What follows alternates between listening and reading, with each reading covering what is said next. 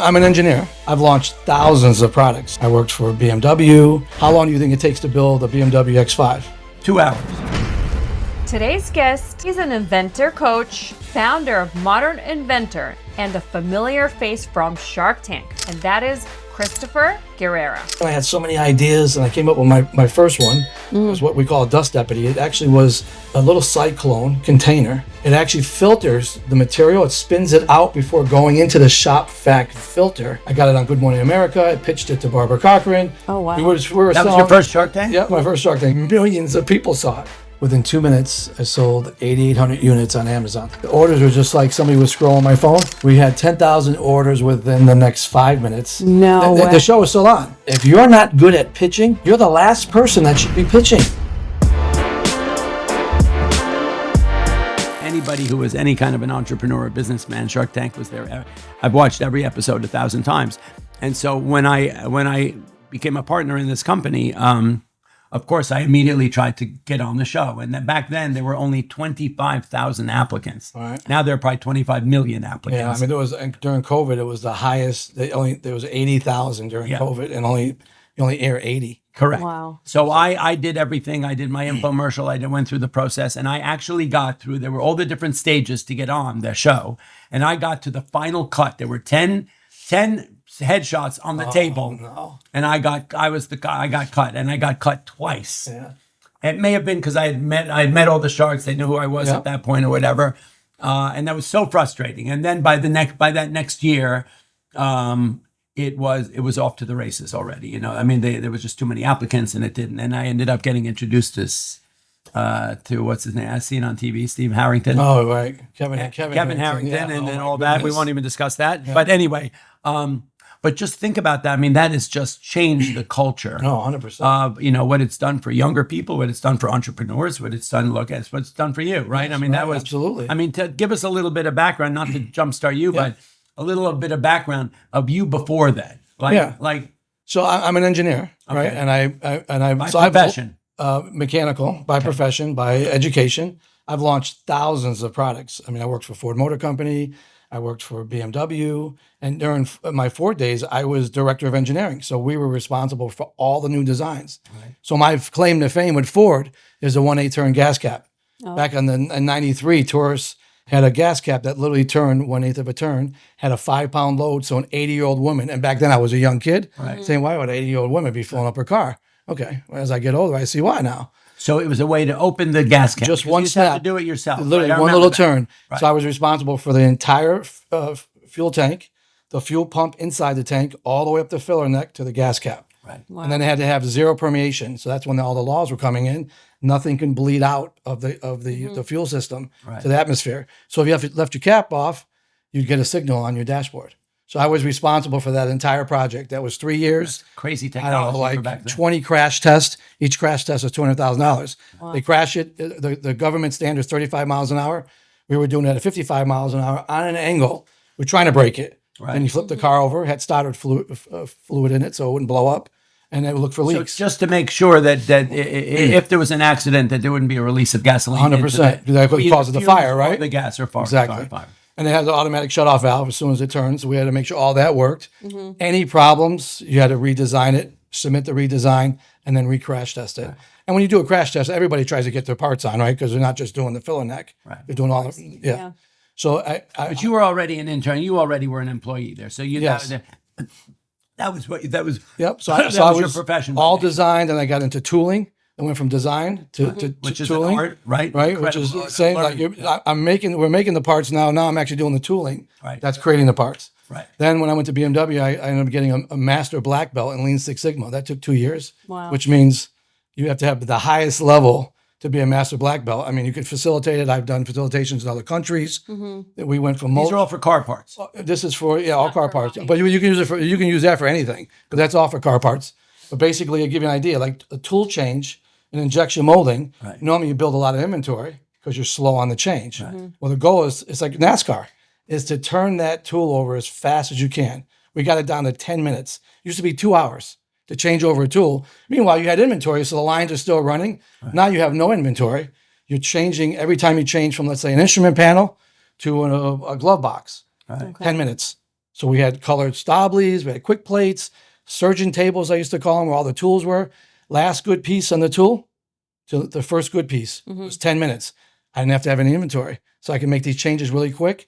Throughput's up, cash is up, PPM, the qualities are good. So all of that was part of what we put in place. Right. We were tracking the quality, the throughput, inventory turns, right? And then and how it equated into cash and turned over cars at BMW and Ford. Ford was, if you shut a line down, meaning just-in-time delivery, truly just-in-time delivery, get a printout at a workstation, and well, I'll ask you the question. How long do you think it takes to build a BMW X5? There's no wrong answer here. 2 hours. Wow, pow. Literally, you get a printout.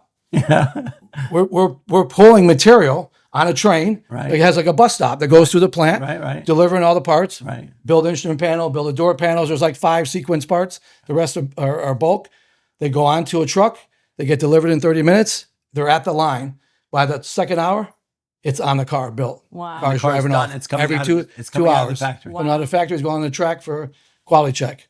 Wow. And that so you can imagine the pressure, right? The level of intensity to make sure the plant's running smooth. Because if something goes down, you need a maintenance guy, you need a spare part, all of that. Right. That's all equated. So we went It's through all money, right? It's Any all interruption cash. is made. All cash. We had robots. I can remember I had Germany come down to look at my plant because I had one of the best plants in the world. And I remember one of the CEOs going like this. And I remember saying, what are you doing? You got lunchtime? Or what? He goes, no, the robot. I go, what do you mean?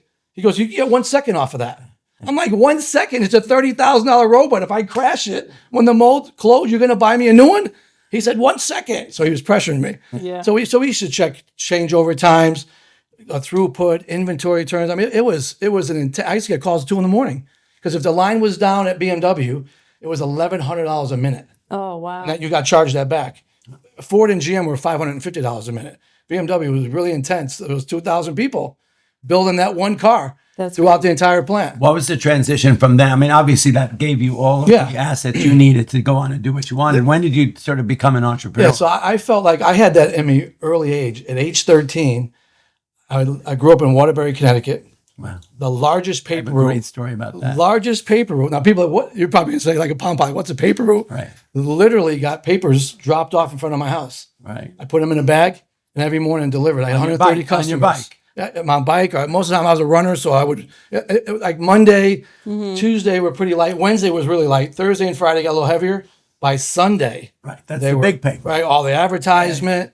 I just always try to ask my dad, can we put those in the trunk? And Right. Driving so in the winter when it's 2 degrees, I'm out delivering paper. I had 130 customers, so I had to do it at You were 5 a hustler. o'clock. Yeah, Hustler. you were- That's you were when an it entrepreneur. started. I feel like that's when it really started. And then when I went through all the BMW days, and I felt like I started looking at products a little bit differently. I had so many ideas, and I came up with my first one was what we call a dust deputy. It actually was a little cyclone container that when you're doing sheetrock, you're sanding sheetrock, or you're grinding wood, it actually filters the material. It spins it out before going into the shop vac filter and clogging the filter. Oh, wow. What builders used to tell me, they would just buy them. in a vacuum, you mean? Or? Yeah, and like a little shop vac. Right. Where you're In a shop vac. Oh, right? okay, got it. So this connected to the input, and as you're sanding, let's say the wall for Right. sheetrock, it came in. It didn't go right to the filter. It spun out. So all the material dropped out, Right. and the airflow went through the filter. Right. So you wouldn't clog the filter. Never clogged the filter. And what the builders would tell me in new homes when they were sanding sheetrock, that their guys would just crash the shop vac and they have to buy a new one Right. Yeah. after like 2 or 3 days. So why are you doing that? So I started showing them some of the things. It blew up. I got it on Good Morning America. I pitched it to Barbara Cochran. Oh, wow. We were That was selling, your first Shark Tank? Yeah, my first Shark Tank. It went from 800 units a month. Did they give you a deal? Barbara, it wasn't her sweet spot, right? She wanted to, but it just didn't work out. But what happened was millions of people saw it. They immediately went to the website. We were selling within 6 months, 10,000 units a month.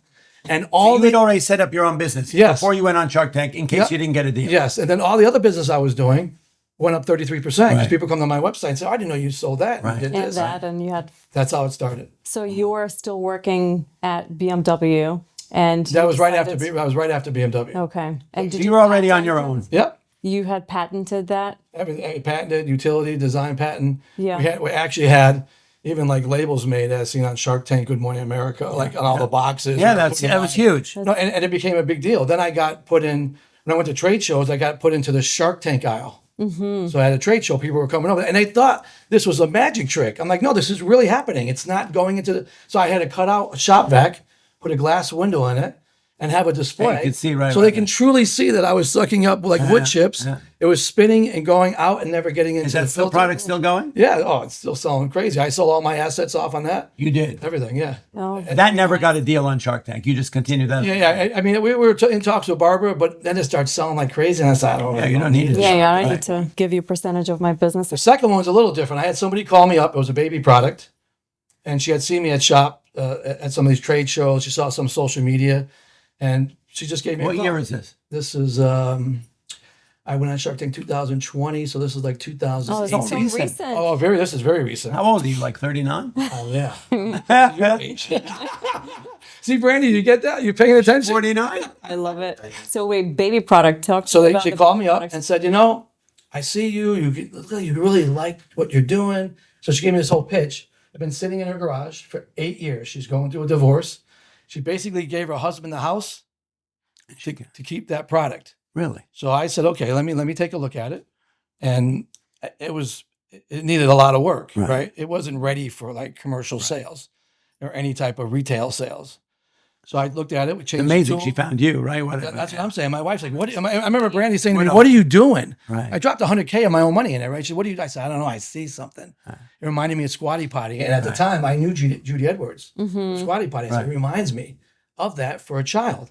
So basically, it's a baby product Right. that you actually put. It's like a little seat, To teach them to toilet train. right? But you're actually sitting on the toilet bowl. It fits between the toilet bowl and the seat. Right. And it adjusts based on the size of the child. Right. It has silicone pads. You can lean back so the child. It's So not to the learn it's how not to the sit. adult sitting with the kid. It's that one, or that's a different one. It's just the kid sitting alone. Kid sitting like Gotcha. a grown-up boy Right. or Yeah. a grown-up Right. girl. I remember that. Right. Wow. It's training the child the right use the way the bathroom. first Right. time. No separate mess. No cleaning up Right, right. anything. And so I said, I see something. So I redesigned it. We made it look really ready for retail, but packaging. And when I You bought it, she sold it to you. Well, no, I let her come with me. I just told her I would find. I took a chance. I mean, she didn't do anything other than have an idea. Right. That she had a concept. I fine-tuned it. I funded it. Right. And my wife's saying, "What are you doing? Are you kidding me? You're doing $100,000 of our money." I'm like, I see it. She says, "Oh my God, it's a saw big the risk. potential. You never know." It paid off. So I got it on. I was making it in the U.S.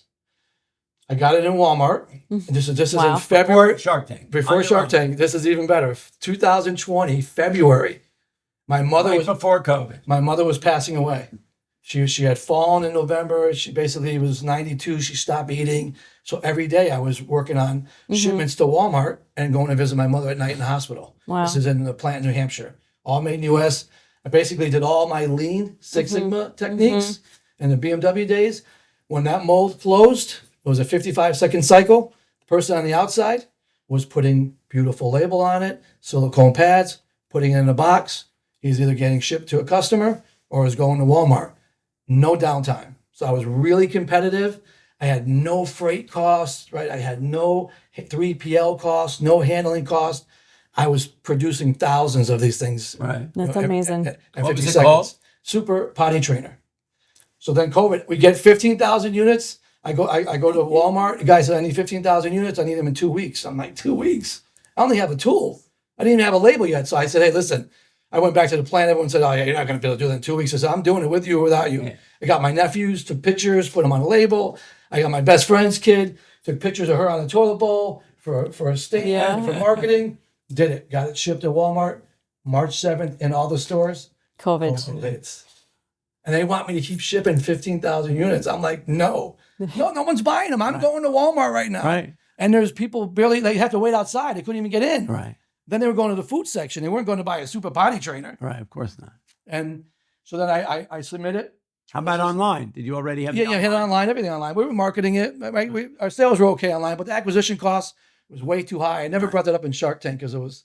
They weren't way even too high. talking. Think about how now acquisition cost is Mr. Wonderful's Oh, number yeah. one question. And if you don't have that number, you are out. I'll tell and you. they weren't even talking about that. They back asked then. me, Daymond asked me something like that about turns in Walmart, and I confused. They didn't know the term. Well, I confused him where he was doing the math and he couldn't get the answer fast enough, and I kept talking. He completely lost it. I didn't want to tell him that. It was like $10 a unit. Right. It should be like 50 cents a unit. Right. Yeah. Because it was the That's volume. the cost of getting a customer. Yeah. Right. And what was the cost that you guys were selling it for? That unit was just under $20. Okay. And cost of making it. Oh, it was $1.80 or something. Really? All in. Great margins. I Amazing. feel like we're on Shark Tank. Oh, yeah, no, it was really good. And I had a good We'll take system. that deal. Yeah, good system. So here we go. I'm not making it anymore. And then I said, I'm gonna apply to Shark Tank. So I at the time I had like 5 products. I sent in 3. I thought that were my best ones. Right. Brandy's in the car with me. You get a call. This is like, honest to God, this is how simple it was for me. You used to hear about people waiting in line for days. Yeah. Even Chris is waiting in line to get nothing. I sent an email 2 weeks You didn't later. even send all this stuff because I sent. No. I worked on that Sent for an months. email with what the products were. I get a call and they said, "Hey, I'm so and so. It's one of the young talent Right. searchers. I see you have products. Shark Tank's interested in talking to you more about it." I said, "Well, can I submit more than one?" She said, "You got to pick one right now." And he knew. So I just potty the baby. training. There's something about the baby one. Right. And that Squatty Potty already gone through Shark Yeah, Tank? yeah. I was already that was gone. back in That boy, had 2013 back in- or something. Yeah. Yeah, Okay. 12, Yeah, 15. yeah. So I picked that one, and then like about 2 weeks later, And you've got the perfect personality too. Going on that carpet was just, it was nothing for you. Well, it was- it's like, for me, it would probably be I'm nothing. thinking we're on Shark Tank. They said send a video in, and everything is on Zoom now. Nothing in person. Right, of course, I hadn't remember that. Met my partner Right. yet. So we go through everything. So I'm thinking I'm on Shark Tank. She said, "Oh no, you got like 13 videos still left to do because they put you through all the producers." All right, yeah. I remember going through all this. We're like in August now, and I should tell you, I just proposed to Brandy on Good Morning America that December, Right. and in August they sent Good Morning America to my house to do a recap on our proposal. All right. How That's- crazy. And then I get a call, and it's the final stage. She says to me, the producer, "This is it. Give us your best video, your Yeah. best pitch." I'm like, "What do you mean? Every single one I've done is my best, pitch." of course. She said, "Well, Mark Burnett's looking at this one. Right. This is the final cut." And I'm thinking, all that? I've been doing this for 3 months and I still can get cut? Yeah. And I did the final pitch, got a call the next day, booked tickets, had to take a COVID test, got on a flight, had to take a COVID test, Right. got walked through some infrared testing, had to take another COVID test, then got locked in a room for 11 days in Vegas. Really? In Vegas. Make sure you're. A whole bubble. They did it in a whole bubble. Couldn't even go in the hallway. Have 3 meals So served did to they me. see you but you were speaking to them on. No. They're just in the room until we got to pitch. Oh, okay. So then you pitched in person. They were making sure nobody had COVID. Right. They had all the things staggered, all the pitches staggered. So on the 11th day, this is another good story. 11th day, I get a call then that night saying, "We're going to come get you." This is so I was in there on Tuesday, go all the way through the weekend to Friday. Mm-hmm. I pitch on Friday. I'm locked in a room. I'm not kidding. It's like prison. You can't go in the hallway. You can't talk to anybody. They knock on the door. They back away. They serve you food.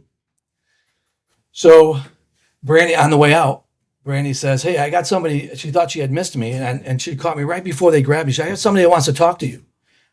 I wanted to hear this too because she didn't tell me that she had recorded a message of me and my mother talking, Oh, like how much I love her and why I was such a good mother you were. that's so sweet. Such wonderful childhood. And she played it before I went downstairs. I said, "Who in the world wants to talk to me right now?" And she played the whole video. I didn't know. I was like so She emotional got after the that. best out of you. Oh my right? God. Before the most important moment, So I said- realize. I said to Brain, I was like all choked up. I said, "Do you realize that I'm going down to pitch right now? And like you got me in a complete That's what emotional state." reminds me actually of a movie that I just watched, which was about an artist, up and coming artist, Mm-hmm. who was surrounded by fake friends and supporters who were not getting the best out of him. And the storyline was that this other kid came in the picture and he was called the lurker. Mm-hmm. So he actually was trying to get something out of the artist. Eventually, what he got out of him was that he made him very emotional and sentimental and got the most out of him right before his nomination. Mm-hmm. Yeah, So then we go down to the pen. They call it the pen. There was only 4 of us, and we're all spread out and doing makeup. And then we do one last pitch before we go in, and I actually make a mistake. And the producer goes, "You're just kidding, right?" What I was go, the mistake? I know, I said something wrong on my line. And they're like, "You're just kidding, right?" I go, "No, I'm not kidding. I messed up." I said, "Trust me, when that camera's rolling, I will not be making a mistake." And then they start freaking out. Oh my God, Judy. Are you need to know- ready? Yeah. You need Do to know you know his how to do lines. this? You need to know her lines. I said, "No, this is a free-for-all. I know my lines." And sure enough, she had made a mistake, but you'll never know that she made a mistake Yeah. because she didn't, during the pitch, my pitch went perfect. Yeah. During her pitch, she forgot to tell him what she was supposed to go over and show him the product. But during the whole Shark Tank experience, Mark had asked her, "How does this thing even work?" "Oh," she said, "Thanks for reminding me." Then she goes, "Oh, but you would never know that. The way they edit it, you can't tell." See, when you're under adrenaline, Yeah. that's when you're under adrenaline. We You went can't and think did of our it. thing. I got put through a lot of questions because I was working on $1 million PO that I didn't have. So I was selling. I went with 65,000 in sales.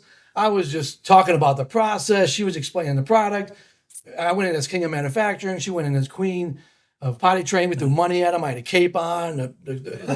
It was good TV. show. We experiential we TV. closed season 12. Only 12 people in the world had done that at the time. Nice. And it's aired now. I don't know, 37 and 30. I've aired more than I think that's why I have not seen that one. I'm sure I saw it back then. Scrub writing. Did you get more than one offers Yeah, that night? Lori and Daymond. Okay. were in on it. And you went with Daymond. Well, we ended up being equal. All of us would have been equal partners, Right. when we walked out, Right. And nothing stays the same. Yeah, of course not. course. No, people don't know that. This is That's off the another- record. And this is Right. confidential. Yeah. Anyway, I gotta go. I can't believe I have to leave this, but I'm gonna see you on Friday morning. Absolutely. Love you. Same here. Have a lovely evening. Such an exciting Get home. Peter. Yeah. What a pleasure, my man. What a pleasure. I'll see you Friday morning. Okay. We'll texting. Be safe. Goodbye. Bye. Watch where you're going. See you. Don't slip on anything. So after that's over, you're not done yet. The coat should be in the closet. See, this is sorry about that. That's okay. I was gonna say we're actually not going to edit any of this. So this is life with the Einstein. Here, let me help you. My coat. Anywhere. Was it? They start interviewing you again, like right when you get out, like all the emotion, you're amped up. Mm-hmm. I thought I was in there for 5 minutes. They said I was in there for an hour and 15 minutes. Didn't feel like it. But you're getting drilled by everybody. Questions. I'm sure. We're talking about so much money. Yeah. And I went in thinking I had to sell like small sales, Mm-hmm. right? But I bet on myself. That's what I told them. I bet on me. And they don't like when we went in asking for 300,000 Mm-hmm. for 10%, which is a $3 million valuation. Yeah, yeah. A company is worth 600,000, right? I mean, it wasn't worth that. And they don't like that. Oh, I said, well, I'm betting on me. I know what we're going to do. So we do all this and they interview afterwards and they take you to another room afterwards mm-hmm. because some people are emotional. Like my partner was like screaming talk. Took her a while to Of get course. grip. And they keep doing it again because the last scene is always an edited version. And then we filmed in September 2020. Mm-hmm.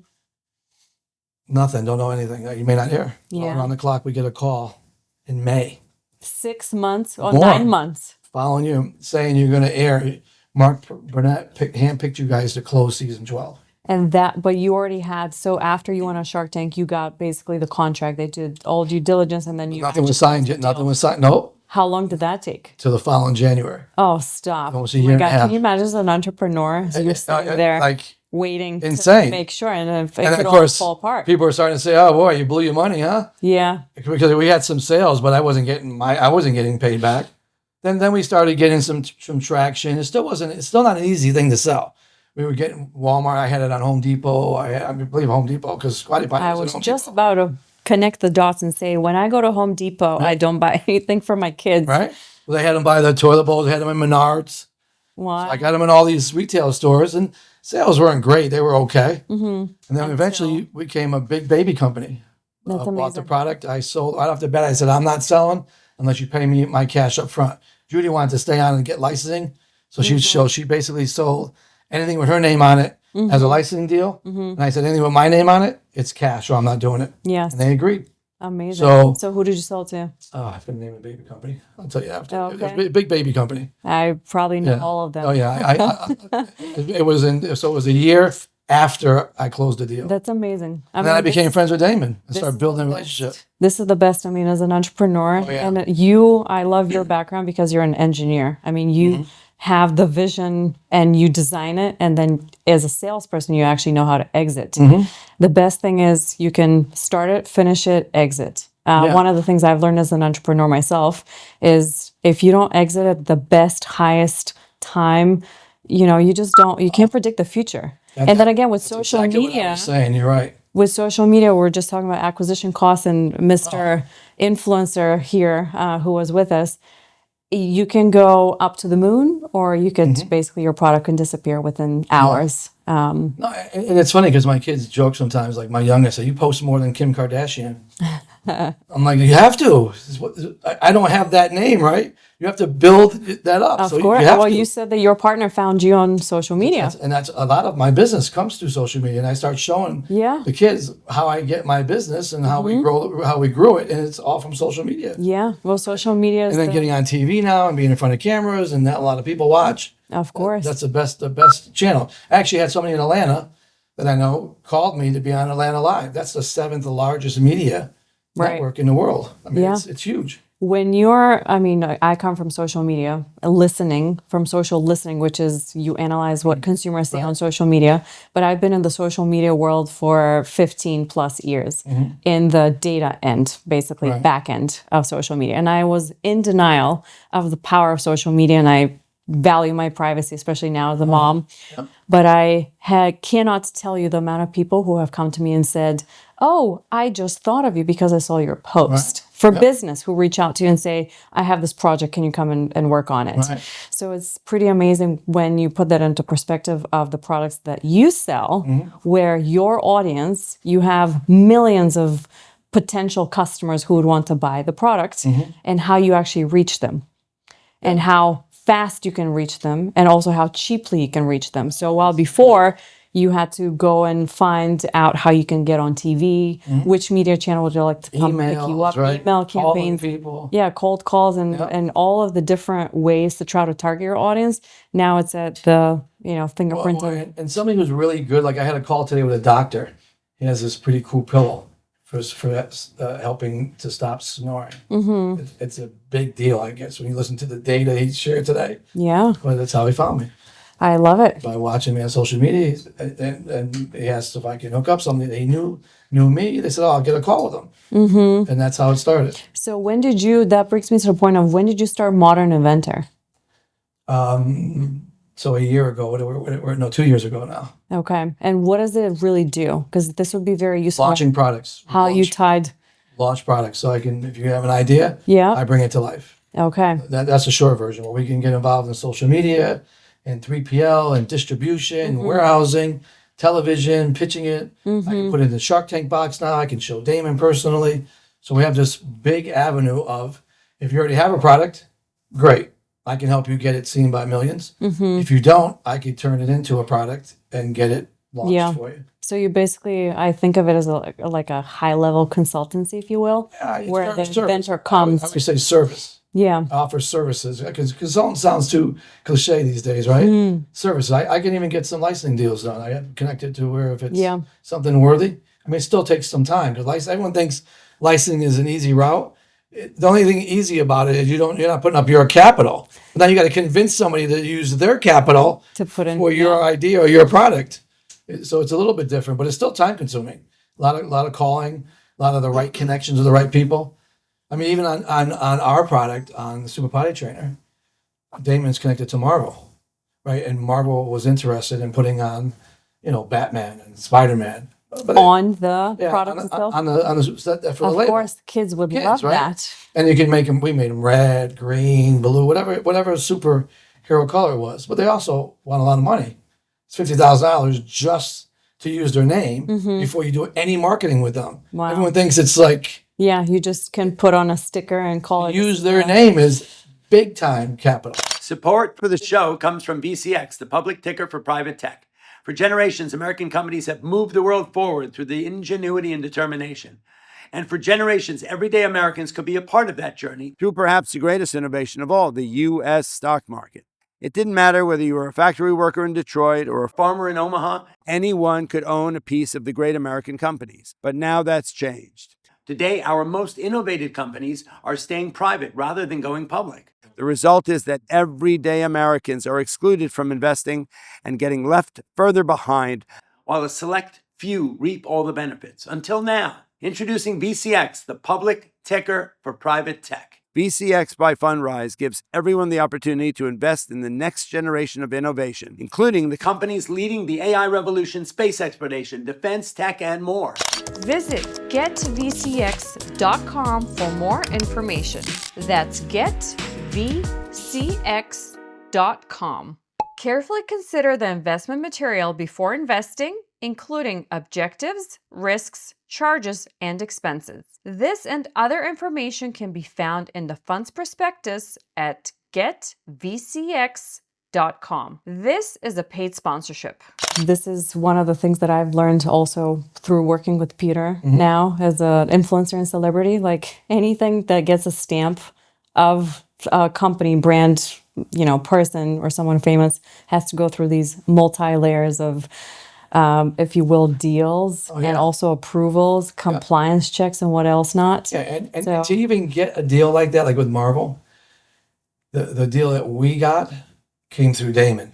Right? For us to do it ourselves, it would have been an act of God, really. Of course. And it would have been 10 times more money.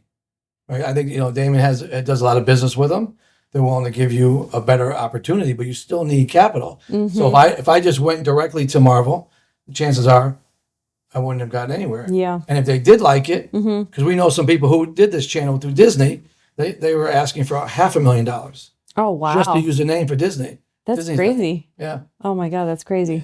And we went me and Chris went to a red carpet. What was that movie? The Fire and Ice? The Disney movie, Yeah. Fire and Ice. Oh, I can't. Anyways, it was like, it was kind of a cute movie, but it flopped in the office. But it was like the girl came from a family of fire, and the guy that liked her, and the character, and was Atmospheric. was water. Yeah. Google it. What was I forget the name of it? So we did the whole red carpet. We met all the Disney executives, but they spent $500,000, the people that we knew, just to have their product in that movie. This is crazy money that we're talking about here. I mean, honestly, wild. And you basically exited the product pretty early on. I mean, you packaged, you closed the deal, walked away, and now you're helping inventors work on their product. Basically, that product, the Super Potty Trainer. So we went on September. We didn't air until the following May. So May 21, I didn't close the deal with Daymond until January 22. And then we started that year in November, exiting, negotiations, talking. And I think I completely got paid in March of the following year. What were, at that point, you said you guys were selling thousands. I'll give you an example. On our Shark Tank airing party, we had 90 of my closest friends, family. We had it up in New Hampshire. My dad was still alive too. It was really cool to have him part of that. Aww. When they started to show us. Within 2 minutes, I sold 8,800 units on Amazon, stuff like that. I mean, I'm within 2 minutes. And my phone, these guys couldn't believe it. The orders were just like somebody was scrolling my phone. We had 10,000 orders within the next 5 minutes. No way. The show was still on. There was like 10,000. So I ended up shipping, and we did it all in 7 days. Judy Edwards would tell me on her Squatty Potty, she was making hers overseas, and she ran out of inventory, and it was months before she can get it back, and her customers are screaming and yelling. That's something they really teach you before you air. Your website's got to be ready. You need inventory. You got to have turns. Well, I was building it in the U.S., so when we ran out, I just put the tool back in. Yeah, with COVID, because everything. And we shipped everything within 7 days. All these orders, because some of these orders had 2 units, some had 4 per order. So we went to $500,000 like overnight in sales. Elemental, that's the name of the Disney movie. Elemental. Okay, we'll make sure to add that. Yeah. So then by the time, so you literally sold the company, show airs early on to, May 2022. Yep. And then you actually ended up selling the company the following year. So we basically, I got paid cash. So that was the number one reason I'm going to get out. If I'm going to get paid cash up front, I need all my money back. There you go. All my money back. So I got paid, and then I said, Brandy, how you like me now? She always liked you. But when you can show a profit after all those years, right, hard work. of working and getting it, and and for Judy, it was a dream come true. It was sitting in her garage collecting dust for 8 years, and now she was seen on Shark Tank. Her product was seen all over the world, That's amazing. and we redefined that thing, and it was a pretty cool experience. Amazing. And the product's still out. Yes, I don't know how it's doing. I don't follow Yeah. it. You know how it is. When Once you're you done, exit. I'm on to the next project. So the next project sounds like you're working on the shark box. Couple things. So we're working on working on these events, right? These pitch to pros events. We had a big one in Greenville. We had the big one when I met you. We Yeah. knew each other from Alibaba. Yeah. And we're doing our own now. And I decided to do it in Greenville. Last year was really a fun time. This year it's going to be even better. I mean, it's going to be more exclusive. And then we're going to take it on the road. We're going to take it to New York. We're going to take it to Chicago, Miami, Vegas, Dallas. Nice. And we're getting a lot of good feedback of this year with some of our guests. That's one. I'm doing a lot of stuff with TV. I'm working on my own show, showing the journey Can't wait. for the entrepreneur. Like after you see Shark Tank, sometimes you see like an update, right? But no one ever goes through the entire process of what that entrepreneur went through. I mean, Chris is another good example. Came up with a belt, fireman stuck in a building, Yeah. aha moment, and now we're going to tell his story. Yeah. For New York's firefighter for 20 years, right? Now he has a product, and all the ups and downs of launching a product, right? The good and bad. No one ever tells that story. No. So we're going to start doing that. People, I mean, for entrepreneurs, only the entrepreneur themselves actually understands how much time, money, dedication, hustle you have to put in. I think people most of the time see just the money and the success at the end, and they just think that people walk on water. People thought when I came off of Shark Tank, I was an instant multimillionaire. Yeah, of That's what they think automatically. I'm like, are you kidding me? That's when the work actually started. Yeah, right? sure. I mean, you got to deliver all those products. You got to make your name on what you committed to good by delivering good quality product, so your customer is not upset. Right. And and then we did that. We did all those orders in 7 days. That's, to me, that's Actually, wild. Chris drove down and helped us. I was there on the weekend, Sunday, packing. My kids were there. Everybody was there to make sure that it got shipped. We had the post office coming with trucks twice a day, and then we would deliver one. They're like, "Oh my God, how many are you shipping?" Like the post office hated me because we were shipping thousands a day. And they had to process all of that. Yeah, I'm sure that must have been crazy time for them. But it was good. It was a good learning experience. And I think having it made in the U.S. was the game changer. Because if I didn't have all that opportunity to move quickly in the plant, to mold it and put it right in a box at the press, and then ship it straight out, it's a game changer. I mean, also, I think you mentioned the time that you were doing it was probably one of the toughest times. In the Yeah. Oh, last yeah. Probably 100 years for all with Right. COVID and being stranded at home. That's where, again, the power of digital Yeah. and being able to do things remotely comes through. But it sounds like you just were literally in this storm of events, And it's ironic. personal and work. 100%. Ironically, too, I had met my partner. We hadn't actually physically met until the 11th day. Walking down to pitch for the first time is when we're actually pitching together live. Everything else was on Zoom. Just where was she based at the time? Arizona. Arizona. And I was in Carolina. Isn't that crazy? So think about that. Everything was on Zoom. And even like at the end, we throw money out. And that has to be synced. Like when you're doing it on Zoom, there's always a little bit of a delay. So and we timed it perfect. But it's risky. And you close the 12th season with a big deal. Yeah. And also, My last thing was I walked out and I was thanking him. That's how my hands looked. I was thanking him. I had just finished. I was telling Brandy this. I had just finished telling them, they didn't air it, about how this was all part when my mother was passing away. And Lori started to cry. Daymond got choked up. I was explaining the whole story. And that's how they just showed me doing this at the end, thanking them. Yeah. And then we walk out. Oh, that's so inspiring. That was- Honestly, I it's love pretty cool. stories like that. Yeah. as an immigrant. I mean, I came, that's why I love Peter also, like watching the movies about America. And you mentioned you delivered newspapers, which Yeah. is every American movie has Right. the boy delivering newspapers. I tell it to the younger generation, they're like, what's a newspaper? Yeah, I was going to say, I can imagine my daughters and Well, my dad was 7 from Italy, didn't speak English when he came over. yeah. And about here you that. want to watch you. Yeah. I mean, I'm glad that he was I tell you, able to be part of it. he watched that night, and he's a hardcore Italian, right? Boy, he was so proud. I'll never forget that. He even told me that, and that's not something like he's not that kind of guy. You know how Italians are. They're kind of like that whole macho set. I mean, that's how it is. I'm not like that. I'm a whole different generation, right, Brandy? No, but I mean, I can see. He told me how proud he was. Like it was pretty cool. My kids were there, all my friends. It was really cool experience. This is the American dream. It really, right? That's what I said. It's the American dream. This is literally what people should be inspired to do. Yeah. Follow their dreams and obviously follow the signals that they see throughout their whole life. Yep. So when we're starting the podcast with Peter, I mean, I am not from finance. I probably am the most not illiterate person when it comes to finance, but anything that has to do with trading, I'm still learning. So to me, it's a great opportunity to be able to sit down with him and talk about back in the day how they When I traded. heard you guys talking, Currently, I how, brought it home. yeah, That was how great. stocks are trading. Yep. What is he doing on day to day? Like basically teaching people and educating people.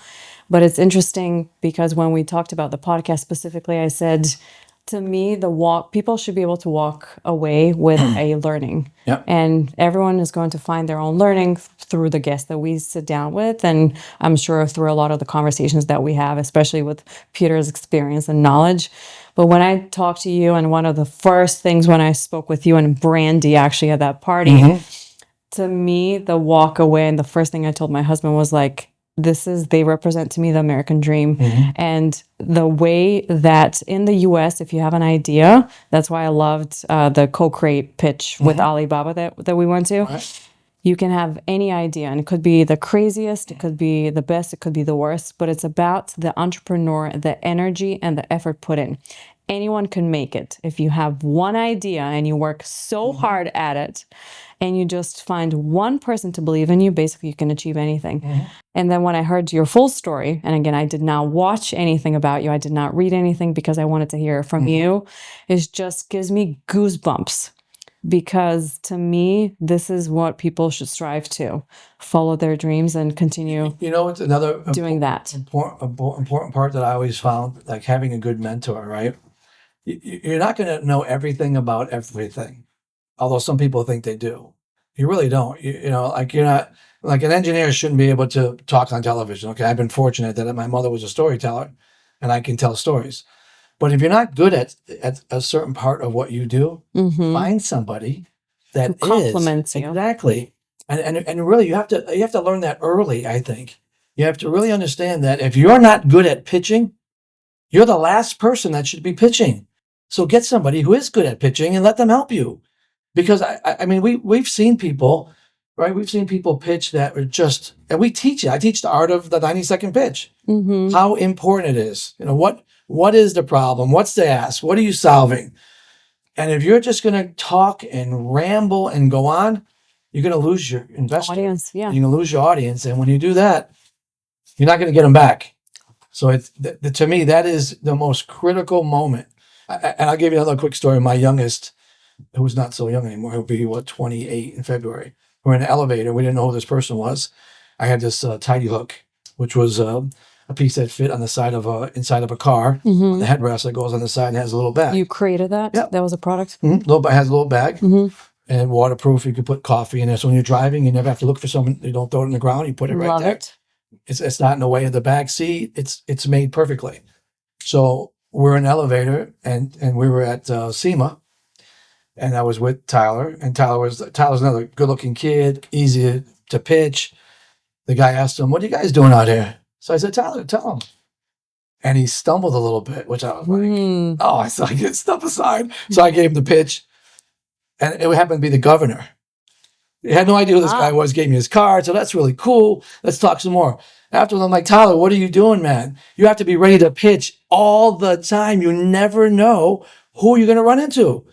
Boy, that kid never forgot that. He went back, he did a video, he went posted videos of him pitching, and he said, I'll always be ready. But it was a learning point. Learning So, experience. so that's all part of like when you're doing this launch, you don't have to feel like you're by yourself. And again, if you have a great product and you have a terrible pitch, you're not going to sell it. Yeah. You're not going to get anybody to buy into it. Yeah, I mean, it's to critical. what you said, you always, when you work on a team, obviously you have experts. The strongest teams are the teams of experts, Right. where you line up multiple people and everyone specializes in one thing. They're the best at it, and then you bring them together. Second point that you made was the elevator pitch, which, funny enough, Really is an elevator. I was in an elevator. yeah, like you have to be within seconds be able to make it, and it's about the first impression.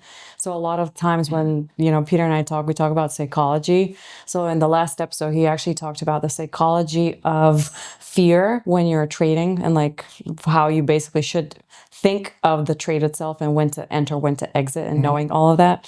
And it's the same thing with entrepreneurship, right? I mean, being able to conduct your elevator pitch instantly and be strong and showcase psychologically that you are the right partner is the strongest fit. And that's why I think you did Shark Tank, and that's why they picked you, because they picked the entrepreneur. They didn't pick, maybe they picked the product as well, but it was the full package. Yeah, I was talking to some of the producers right before they walk you through the set once.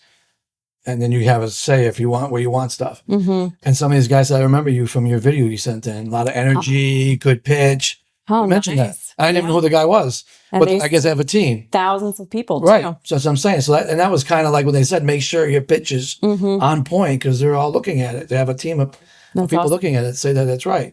But I also think like you got to have, I feel like I do a lot of pitching on television, right? Which is live. So Which if you is so hard, by the way. That's it. You make a mistake, it's over. I just feel like I'd rather do it live. It's just there's more intensity. You have to be on your game. You have to be ready. You can't stutter. You can't say the wrong thing. So you're an adrenaline junkie. I love it. Like, And Brandy, like, I'm not kidding when I say this. There's a lot of work that goes in the background. Like one day, one of the CBS people said, "Man, we love having you guys on. You're always organized." Thinking I'm doing that work. I'm like, "Oh, time out. I'm the guy doing the talking. I'm pitching. Brandy does all the work, the pictures, the videos, all the taglines that we have to talk about." That's not something I like doing. I don't enjoy doing that. If I had to do it, it takes away from me learning the products, learning how to pitch them. yeah. So I got somebody that's really great at Energy. doing that. Again, teamwork and Right. energy dedicated to the right place and the right time. Yeah. So when we think of this year for you guys, I mean, the Modern Inventor it sounds like you guys are working on quite a few things. And again, the Shark box with Daymond, which Shark World Box. It's a really World cool opportunity. I mean, I'd love to hear more about it. What are you guys focused on, like So we're specifically? focused on the events, right? The pitching events. We're focused on my new show called What's That Big Idea with Chris When Guerrera. is that airing? And we're starting to film it now. Okay. So we don't have an air date yet. We're still pitching it to Amazon and Netflix. Amazing. And I've got some pretty heavy hitters working with us. But we're going to tell the entrepreneur story. We're going to make it interesting, right? It's not going to be like some boring story. It's going to be about the struggles. There's going to be some drama. Well, of course, Right. but that is the real entrepreneur. It truly is. And we're going to make them short. They're going to be 26 minutes. Allow for 4 minutes for commercials. Nice. You know how they do that now on Amazon, right? Commercial just pops up in the middle. I can tell you all about how to do that because that's all I do. Measurement Right. of commercials. There you go. Yeah, so that part of it, all the TV exposure, we're going to do a lot of TV stuff. I'm working on getting on some of the big networks again. And then we're going to continue our events, right? I think those are that's the big part of helping entrepreneurs, putting them and giving them a chance to be in a room with people who have done it. Yeah. There's a lot of people that say they've done it and haven't done it. Yeah. And you can weed those out pretty quick. We bring people who have actually done it, who've launched it, have been on Shark Tank, have been on Good Morning America, really seen the entire product, and in some cases have exited for hundreds of millions of dollars. Yeah. I mean, you will be there. I know to some of the events, Daymond's going to be there, which will be very exciting. Yeah. And do you guys plan on almost putting them in a little Shark Tank feeling and vibe, like when they pitch?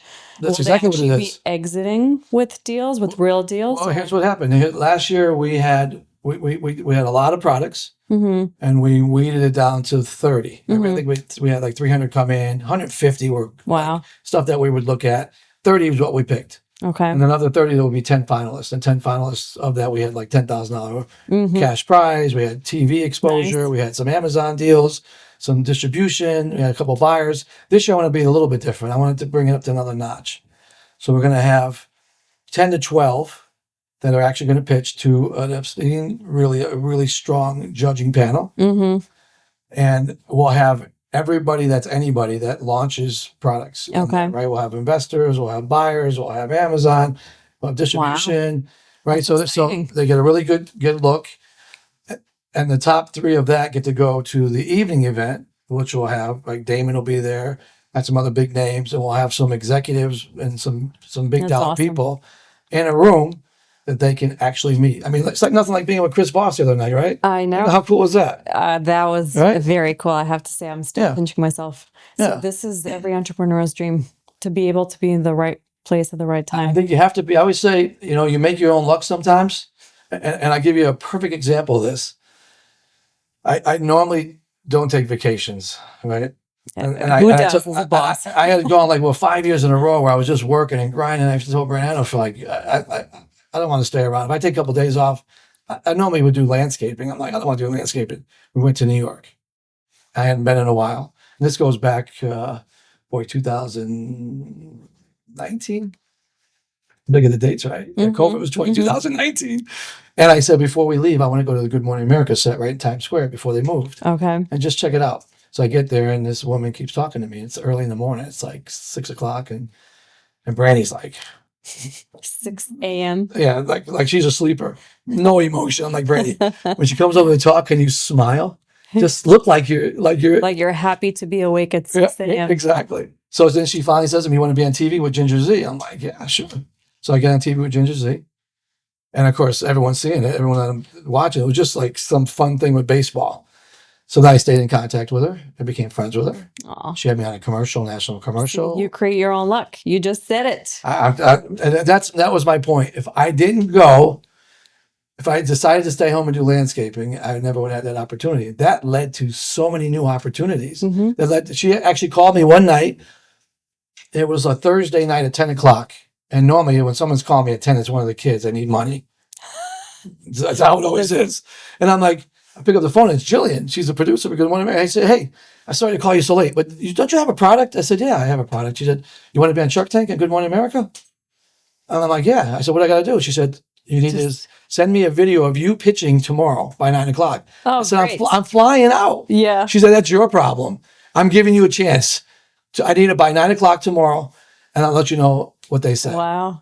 So I call my team. They all want to go to work. I go, no, I'm going to bed. I get up 5 o'clock. I'm in the plant 5:30. I write a script.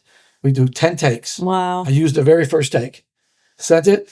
Got on the flight. Landed. She said, I'll see you in Good Morning America on Friday. Amazing. So that's what I'm saying. I made my own luck. Yeah. That's how that whole thing You happened. stick your neck out, and that's how you became who you are. Yep. And then the rest the whole TV thing snowballed from that. Yeah. Then I started getting some other opportunities. I started getting in front of cameras. People wanted to interview me. Then it just Like me. I said, when are you coming to sit down with me and talk to and me? it snowballed. Yeah. Now we're going to keep blowing it up. I know. I already can't wait. I have 5 ideas. I mean, Peter and I were very excited to meet you. So I already can't wait. And then we'll see you in a few days at the New York Stock Exchange again. Love that. So exciting. It's a whole different floor now, though, right? It's I know. Electronic, so organized, so clean. Listening to all the changes and is just so inspiring. I mean, I just thank you so much for, first and foremost, to Brandy, who's right there, for talking to me at that party. Isn't that funny how that stuff works, right?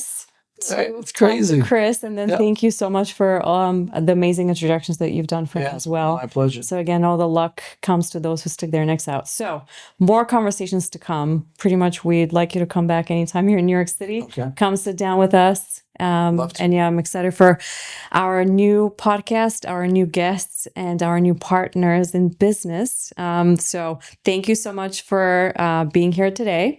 My pleasure. Look forward to seeing you again soon. And you guys stay tuned for our next episode. Make sure you follow all of our official social media pages, moneysignal.podcast.